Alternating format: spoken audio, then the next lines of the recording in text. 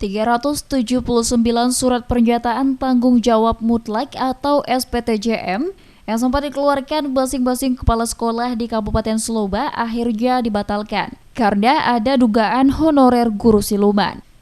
Hal ini lantaran kepala sekolah diduga banyak mengetahui adanya indikasi manipulasi data dan tidak ingin tersangkut perkara hukum pada seleksi P3K pada tahap 2. Sehingga 379 honorer yang SPTJM-nya dibatalkan oleh Dinas Pendidikan dan Kebudayaan Sloba tersebut dipastikan tidak dapat mengikuti seleksi P3K tahap 2 atau hanya 200 guru honorer yang dapat mengikuti. Sampaikan, kami pihak BKPSDM tidak menerima berkas secara tertulis.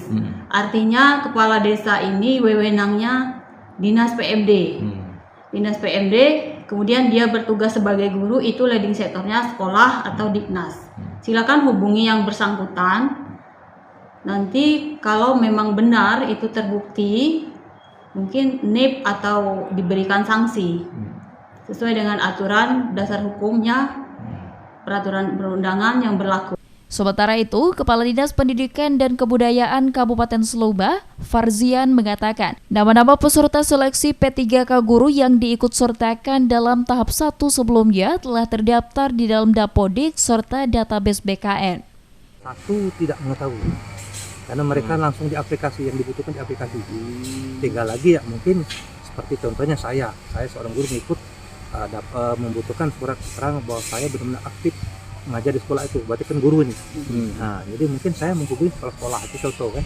Dengan dapat surat itu mungkin ya surat ini kan mempersyaratkan untuk di aplikasi.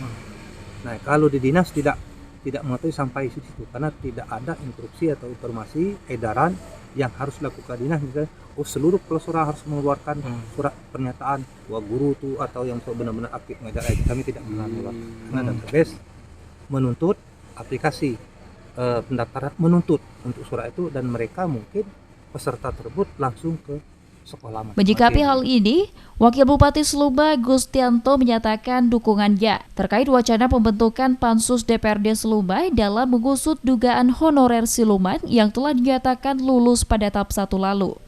Menurutnya, tak hanya akan membebani APBD, namun pengangkatan tenaga honorer siluman sudah sewajarnya dibatalkan karena tidak sesuai dengan mekanisme dan peraturan yang berlaku. Sebab honorer yang layak mengikuti seleksi P3K adalah mereka yang telah lama mengabdi di OPD terkait, minimal di atas 2 tahun lebih, dan tidak pernah putus kontrak sesuai regulasi. Kita duduk mekanisme yang ada di internal mereka. Kalau mereka mayoritas menginginkan adanya pansus masalah honorer siluman, ya silakan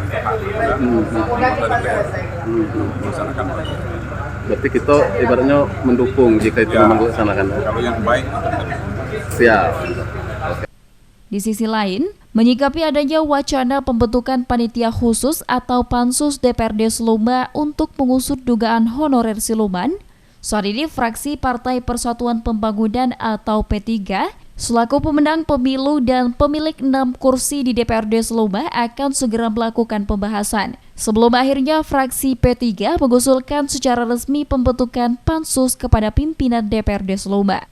Disampaikan Ketua Fraksi P3 April Yones, saat ini anggota fraksi P3 tengah mengatur waktu untuk melakukan pertemuan internal.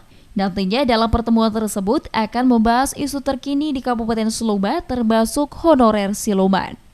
Secara pribadi, ia setuju dengan terbentuknya pansus untuk mengusut honorer siluman, karena saat ini ia mengaku sudah sering mendapatkan isu tersebut, dan tentu sangat merugikan para honorer yang sudah mengabdi sejak lama, bahkan puluhan tahun. Si P3, saya pribadi sangat mendukung, menyetujui dibuatnya pansus. Saya pribadi ya.